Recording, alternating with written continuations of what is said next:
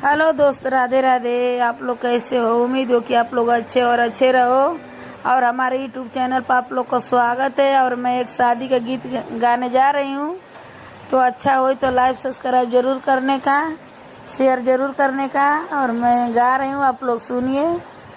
पातर पातर अंगूरिये बेटी पातर कारिया, कैसे सावठ बोए बेटी सूरती तुआ, कैसे सावठ बोए बेटी सूरती तुअर।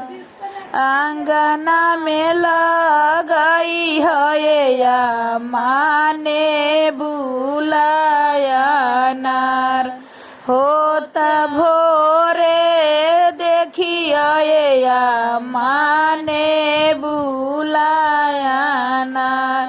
ओई से सावटिया या मासूरती हमार।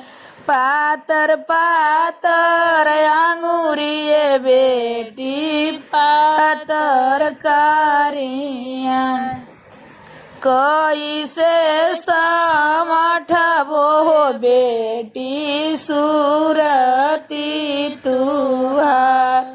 आंगना में लगाई है चाची ने बुला होया नार, आंगना में लगाई है चाची ने बुलाया नार।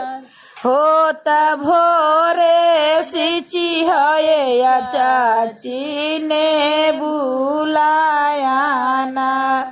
ओई से भी सारी है चाची सूरती हमार, ओई से भी सारी है चाबी सूरती हमार। राधे राधे।